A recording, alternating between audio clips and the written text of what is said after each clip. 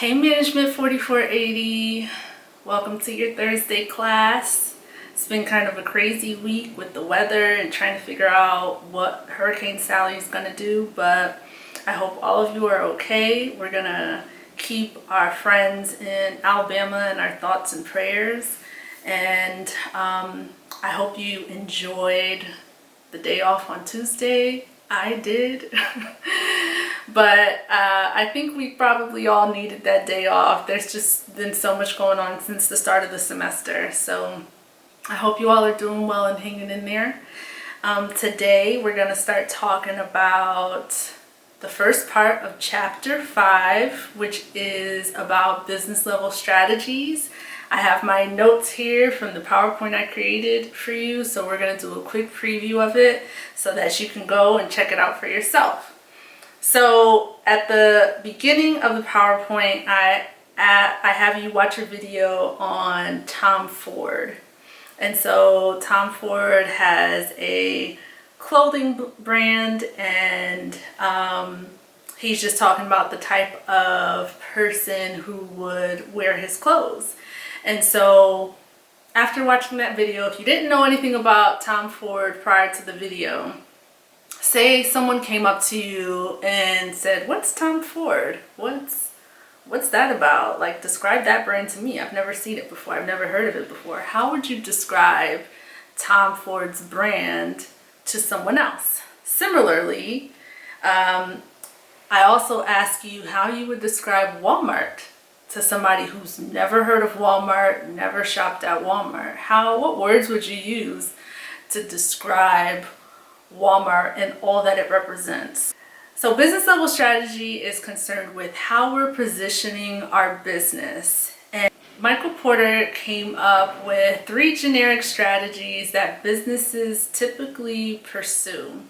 And so that is cost leadership, differentiation, and focus. But really, focus is never its own category.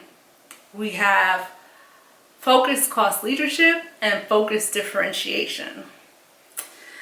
So in cost leadership, we are concerned with serving a broad market, and we are trying to provide the lowest prices possible. So we're competing with our peers on cost.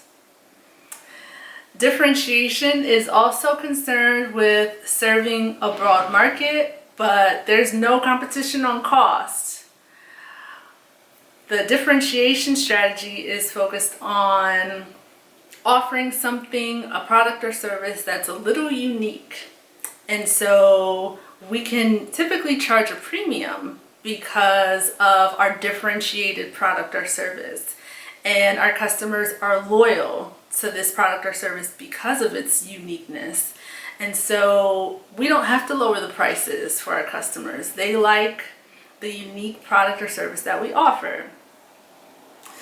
So focused cost leadership is targeting a subset of the population. So we're not trying to serve everybody. We're trying to serve a niche. So it is a focused cost leadership example could be a lower priced restaurant that serves Cajun food, right? So there are certain people, there's a certain group that truly appeals to, but not everybody wants Cajun food right now for dinner, right? So we are targeting this group of people who loves Cajun food.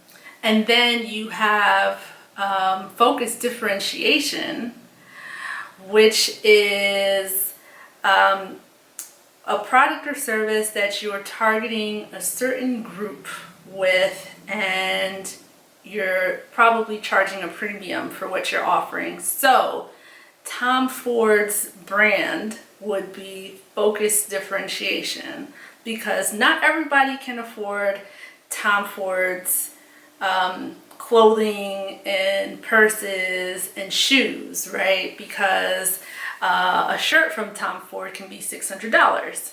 So he's not trying to make it so that everybody can buy from him. He's focused on offering something a little bit unique,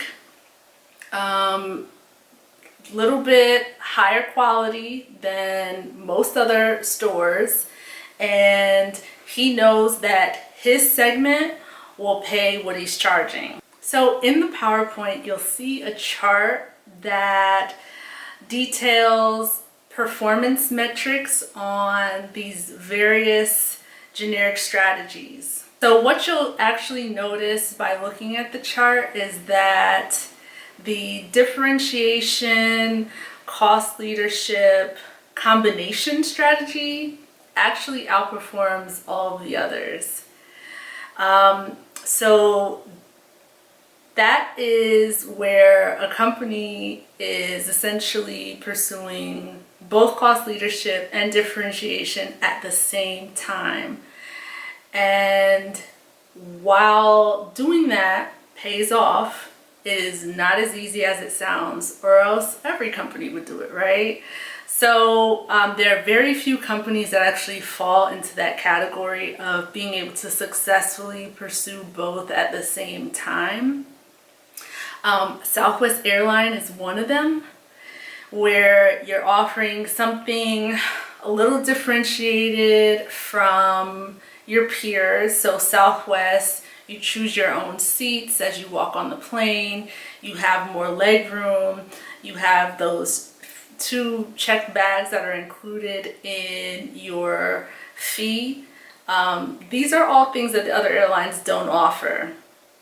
At the same time though, Southwest prices are competitive with all their peers. So Southwest is offering these extras to all of their flyers, but they're not overcharging them for it. They're not charging a premium for these extras. And so they're able to somehow balance both of these, both cost leadership and differentiation at the same time.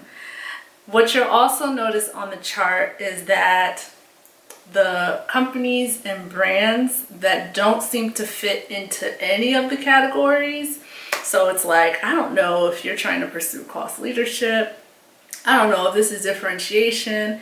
I don't know if this is focused cost leadership or focused differentiation. I don't know what you're doing. Those companies typically underperform all of their peers. When you can't clearly see what type of strategy this company is pursuing in terms of their business level strategy, then that doesn't really serve the company. And so they're just sort of like lost in the mix. So in the PowerPoint, I ask you to identify the business level strategies of Prada, Kohl's, and Whole Foods. So what are their business level strategies? So your next step is to tell me what their business level strategies are on the forum in Moodle. And that's all I'm asking for today's class, just so I can make sure you understand what these business level strategies are and what they represent. So that's it. Just go to Moodle and give me the answers to those 3 questions. And then I want you to have a good weekend, and I'll see you on Tuesday.